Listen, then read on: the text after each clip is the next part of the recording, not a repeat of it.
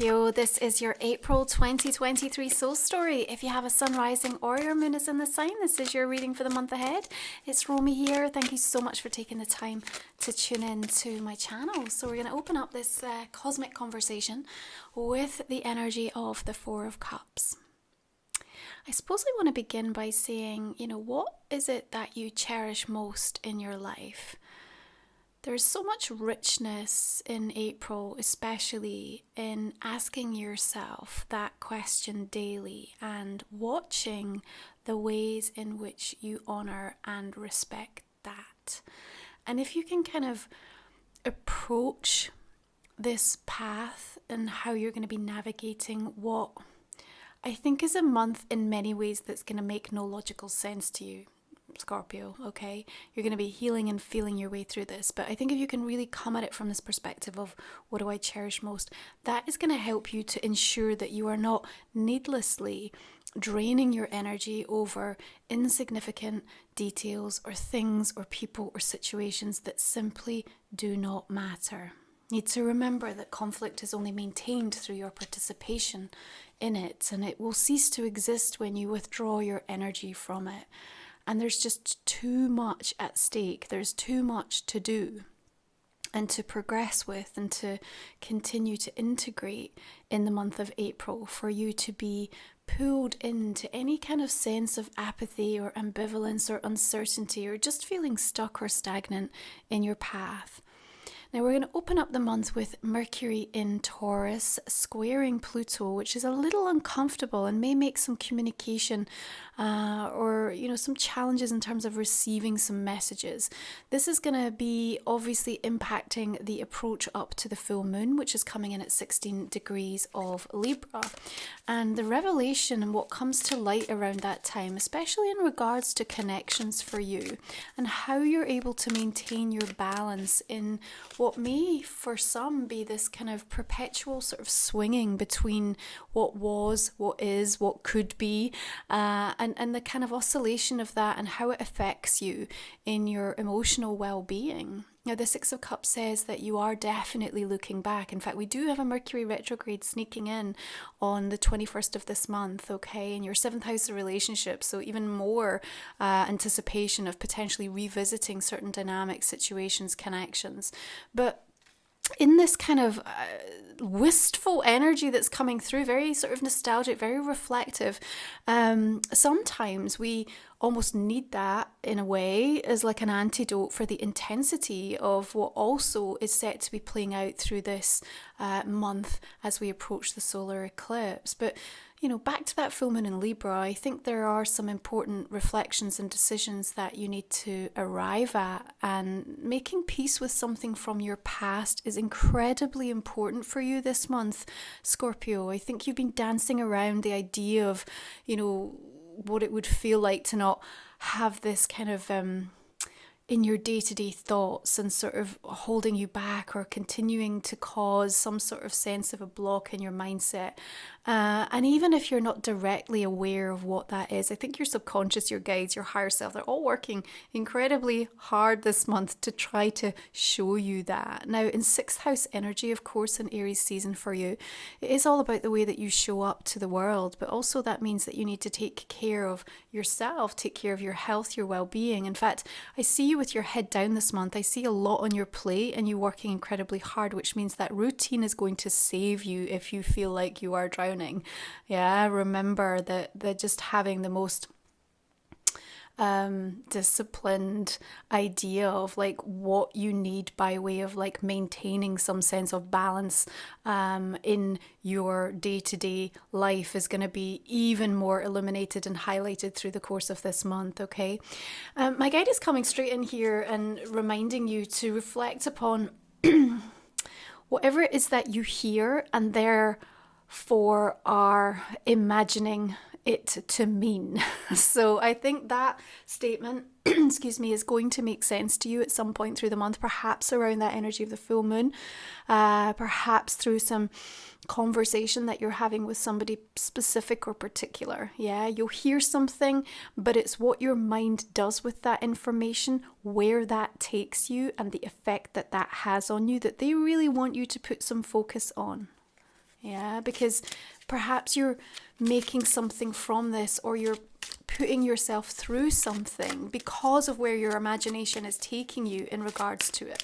Now, what is supportive to hear is that following that full moon, we have this really dreamy kind of hookup between Venus and Neptune on the 7th of the month, and it sort of smooths over any ruffled feathers. In fact, I see this as the overall theme of April. There is intense pockets of energy that feel like the solar storm has arrived, and then we find ourselves in a period of respite, reconciliation, healing, whatever it is that can bring some soul soothing to the moment and the experience. And I think it's worthwhile noting that, because sometimes we can feel like we're going nowhere fast, or that the universe seems to have taken it into its own hands to decide what's best for us, and we feel like we're being pulled and dragged away from the very thing that we want or what we desire. I do think actually that there's a need for you to deal with something this month in terms of protecting or safeguarding something. Once you've done that, I feel like there's peace of mind to take on the next big challenge, which is really the next big adventure. And so it's all in the attitude of how you kind of approach something. The Ace of Pentacles says that I feel it's been around for a while in your thinking, the kind of significance of how long the stem is and how deep the root has gone suggests to me that even though this is brand new energy and the raw potential of something to work with, I feel like it doesn't necessarily come as a huge surprise, but perhaps you are not quite anticipating that now was the time that you were going to be directed back towards it. And again, perhaps that Mercury retrograde is going to be doing that. I actually feel this month that regardless of some of the more intense, challenging energies we're having, cosmically speaking, there is an incredible amount of upside to be tapped into. And again, that's going to be hugely down to how you perceive what is happening to you. And I think if you can really celebrate and recognize every single time you make a better decision this month, that you don't judge, you don't compare, you don't gossip, you don't project. It's in these small moments that you catch yourself that you are demonstrating such a huge amount of growth for yourself in your own inner journey, that you're absolutely going to see the validation and the recognition of that. Your resiliency is your growth, and you're not meant to give up, but you are meant to release the struggle this month. Okay, there's a definite need for some emotional regulation through the month of April, especially in Aries season. That fire, not necessarily like the easiest combination for you to work with. Sometimes it feels like it's scorching us a little bit, but at the same time, you have the capacity, as I said, to be sort of healing and feeling your way through this month, even where it makes no logical sense. Now, the 10th and the 11th are noteworthy dates to pay attention to. We've got Venus shifting into Gemini on the 10th of the month, so it makes the art of negotiation, especially around anything to do with your sense of value, money matters, even in relationships, the art of communication, being able to articulate and eloquently put across your perspective, having new ideas that can be very progressive. That's going to be really supportive. Also on the 11th, we've got Sun conjunct Jupiter in Aries. Last time this happened was April 2011. Think back and see if there's anything specific coming up for you. Same day, we also have Venus trine Pluto, but this Sun conjunct Jupiter is an upside energy. It's bringing something exciting, new information or news. There's a sense of commitment coming in here with the energy of the Hierophant. This also links in to the sign of Taurus, but I feel like the wise old owl there is imparting something that really is going to save you time. Yeah, so keep an eye out for that around the 10th or the 11th. You might get like a little bit of a hack, or a little bit of a kind of, just an upside, or something that's going to really mean that you don't have to spend or needlessly waste time, money, energy on something. So you'll be shown a sort of spiritual shortcut, if you like. But over and above that, I feel like there's an optimism about the potential of something in and around that mid part of the month. And I think that matters because, there's perhaps something that's going on for you where you do need to feel validated. You do need to feel like, yeah, this is worthwhile, my continuing investment. I think we also want to address for you that this is not about you trying to come at things from a place of, I need to feel more secure. And of course, Mars in Cancer is really going to be trying to orientate us towards that. It's saying I can't take action unless my heart is in it, which is positive. We need to have the emotional connection, but at the same time, when we're seeking to be emotionally safe and secure, or kind of have that stability, beneath us, it's really a sort of false temporary illusion.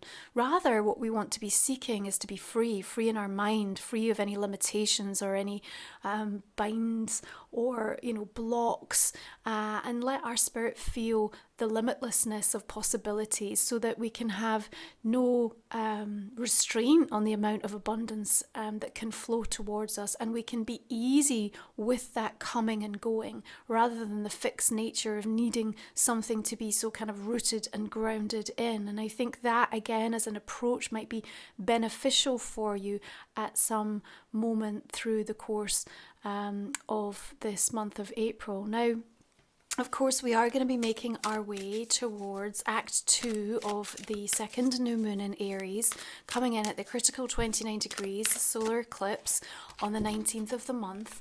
And we have the Chariot energy for you. So it's feeling like things are really powering up. Now, whatever was set as an intention, you're certainly looking for the sort of deal to be sealed, or for something to come radically undone, because those trajectory shifts of eclipses can sometimes come in as a sort of non-negotiable. However, when I look at the Chariot, what I really feel is that actually there's a level of success and victory that is assured in relation to something that you are setting intention or focus upon. However, what we need to remember is that the Chariot comes in and it can feel a little bit out of control. Yeah, in fact, the energy toward the end of April is a little haywire, and that's why I'm saying something's going to make no logical sense to you. Now, I find this a kind of interesting depiction of the Chariot with the snail, because typically we think of them as quite slow moving, and yet normally with that Chariot energy we have the power of the two horses, like unifying together the black and the white, and sort of bringing together these polar opposites, the light and the shadow. And sometimes when we think about the idea of having to carve a completely new path, it's overwhelming, and we can feel like we're drowning in the kind of, how is this possible? How is it going to work? Do I have what it takes? How do I even begin?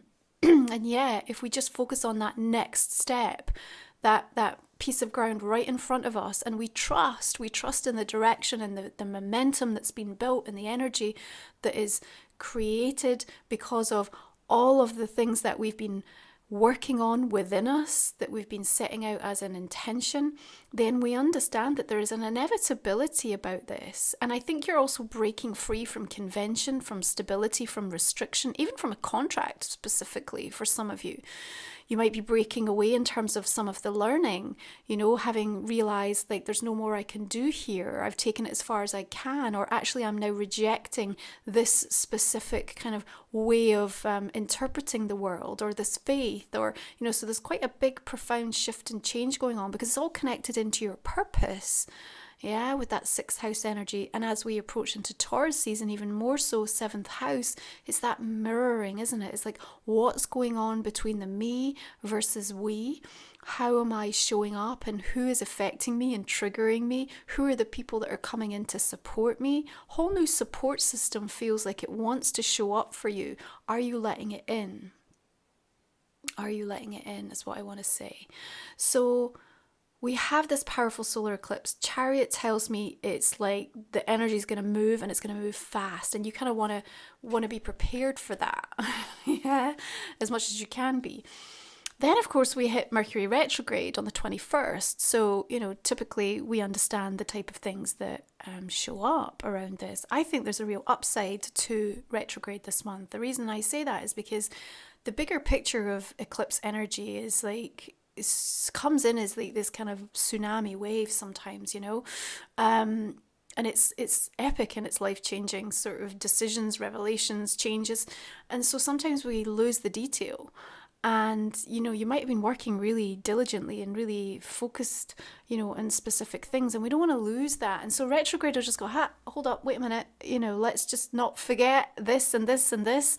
And it'll sort of stop you in your tracks in regards to that, and help you reflect and ensure that you are aligning, and that you are, even where things feel like they're taken out of your hands, still checking in on your to the best of your ability, the maintenance of your balance, of your positivity, of your decision to accept whatever it is that's going on and then make the adjustment from that place rather than fighting and resisting and pushing against it. So I think, we can really welcome it in regards to that. At the same time as being aware, like I said, there's an awful lot of haywire energy that is set to come in toward the end of April, which, may influence lots of aspects of what is showing up for you. And again, remember what we said. What are you hearing and what are you making it mean? Because the misunderstanding and the misinterpretation of things is quite powerful during this time. The moon says we are unlocking something significant by way of your subconscious this month, and it's perhaps the things that have been holding you back that you've not even been aware of. Now, my sacred soul support journeys this month, in the shadow, we're working to release sacred vows. Yeah, things that have been affecting you ancestrally in past lives, in lineage that's passed down the line through family, and, really coming to terms with the recognition that you no longer need to participate within this soul contract. I think there's an awful lot of fear that's coming up as well, potentially toward what you're moving towards or what's been initiated, what's changing, and really the knowing of this kind of new energy that's coming in and sort of feeling the adventure and the excitement and anticipation of that, but at the same time just being like, what does this even mean? What does this mean for my way of life, my way of being, and how I interpret the world? And so much of our reality is kind of being blown wide open right now as we start to see and understand and intuit more than we ever have before. And on that note, my guides really brought through this month the desire to want to impart and share with you how strong and how powerful seventh dimensional energies are at this time on earth. What do I mean by that? The archangel energy, the angelic realm, and specifically unicorn energy. So much so they've encouraged me to work with 2 unicorn decks this month, as well as focus upon a soul journey to ascending with your unicorns. Now, regardless of where you stand in relation to your belief system, to these mythical energies, dragon energy, unicorn energy, the fae, elementals, mermaids, archangels, it matters not. As long as you can come forth this month, and this is really important, Scorpio, with an open mind and an open heart. In that neutrality, you are not blocking. If you are refusing or block the whole idea of something like this, my question to you would be, what else are you blocking? What else are you refusing to see as possible? So, I'm not saying you have to believe in it. All I'm saying is that they are here right now, working with us at a soul level. They want to be acknowledged. For many of us who work spiritually and in the light, this is just a returning. We have all had unicorn guides through our Atlantean age. And, the significance of how much more light we are flooding into the world because of how much disarray and brokenness and discord we witness and perceive. That is why our connection is stronger. The channel is more open than it's ever been because the frequency is higher than it's ever been in our lifetime. So please check out the Sacred Soul support if this is what you can receive and something that you align with. Okay, so the moon also tells me there's a confusing situation, and I think that again this might be coming through in terms of feeling like you know what you're meant to do or what the right thing is to do in this situation, and yet either receiving advice that's so counters that, or at the last minute kind of receiving something that feels almost like a red herring, but you're not sure and you kind of doubt yourself. And so be aware of that kind of an energy surfacing. Now, especially around the 27th, there's a really uncomfortable conversation between Mars and Chiron. There's a square going on there. So there's a little bit of a bump in the road, it's a bit volatile, and it's quite hurtful. So I feel that confusion can also come through and really activate a wound energy within you, or it's just like somebody says something, or there's an experience that feels really close to the bone. And this is an opportunity, of course, to take it away and consider and sit within our own sacred self and address why we feel so triggered. But at the same time, also know that coming out of that experience, as we make our way towards the 29th, there is a turn of events. There's a sweet surprise as Mars then comes back into conversation with Uranus. And here there's like a kind of a makeup energy, almost like an apology or a sort of a gesture or a goodwill or a surprise that sort of seems to take the sting out of something. Okay, so keep that in mind as any experiences might sort of relate to what you've heard through the soul story. Okay. As we said, your head down, the details matter this month. And I feel like this hard work, even though at times feels like it's confusing or you don't have enough information and it's like you're trying to achieve something, but there's a sort of a huge sense of like unknown. Yeah, but that eclipse is also going to bring to light something that's needed. And even if it doesn't land, especially on the 19th, remember the arc of influence of these eclipses can be weeks either side. So you are set over the next few weeks to really receive what it is that you need in order to make a more informed decision. And what I've been saying is that even when you don't know what you don't know in regards to any significant situation this month, that's a great place, because often it's when you really start paying attention. That's when you can draw on these seventh dimensional energies to support you. But not only that, you really start to listen. And in that space, you're able to kind of discern and clear out, what's BS, what's just noise, what's white noise, and what's really truly coming from that intuitive part of yourself. Now, our last 3 cards we do cover off in the extended version of the reading if you're new to the channel. So we talk for another 25 minutes or so just to go deeper into the insights for the month ahead, Scorpio. I'm going to go ahead and clarify the main read here as well, just to give you a little preview to see where we're going to be taking this reading. So we've got 2 of Pentacles coming in, 2 of Earth here, and the 7 of Swords. All the decks that I use are listed in the comment and description box, and you'll also find all the links for everything that I talk about there as well, Scorpio. Okay, you've got Judgment coming through here, and the 2 of Swords. Now all these 2s showing up tell me important choices and decisions are on the horizon this month. King of Fire, King of Wands coming through. Could be in Aries, Sagittarius or Leo. That's significant. We also have the Messenger of Earth. Hierophant is bringing through the 5 of Fire. Messenger of Air. Another 2 here, 2 of Cups this time. Beautiful. Queen of Earth. There's that busyness I talked about. But you're incredibly resourceful this month. You get a lot done in a short space of time. You might want to focus around the beginning part of the month as well before retrograde hits in.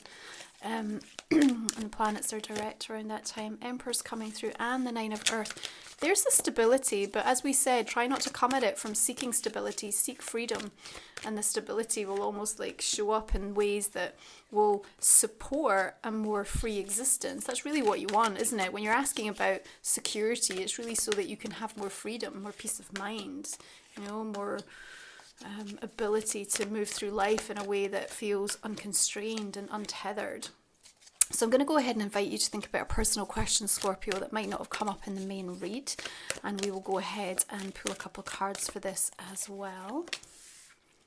Vesta, asteroid goddess, also shifting into Taurus on the 15th mid-month, and beautiful grounded energy for Vesta to be in. Remember, she takes care of that sacred inner flame, the custodian of, really what helps to keep you feeling nurtured and nourished within. So this is Life Soul Vision Oracle, which is my deck, and you can check this out again over on my website. Okay, so let's clarify. We have casting out constellations. This is the way, this is the work. We have alchemize the ache. We have karmic cause and effect. And the guide and the gift. Spirit horse, sovereign power. Love that showing up for you. Soul star energy, conscious connection. You'll also see, of course, Moon Musings, which is my new book, is also now out. Thank you so much if you pre-ordered. It's a curated collection of all of the astrological and soul musings that I've been sharing with the collective. It's over on my website. There's something for everybody wherever you find yourself on your soul journey. It will be on Amazon later this month in April, where there will also be a digital and an audio version as well. So please do check it out. So this is us working now with the Unicorn Oracle. What do we want to explore here for Scorpio? Compassion. Be gentle with yourself. Forgiveness will set you free. See the light in yourself and others. Beautiful. We'll see how that wants to come through even more in the extended. And then this is the Diana Cooper Unicorn deck. So what do we have? Beautiful. Spiritual warrior. Show you are a wise leader. Command the universe. Oh, I love that. Thank you so much for tuning in, Scorpio. If you're joining me for the extended, link is below. I will see you then. Have a beautiful month of April, and I will see you again next time.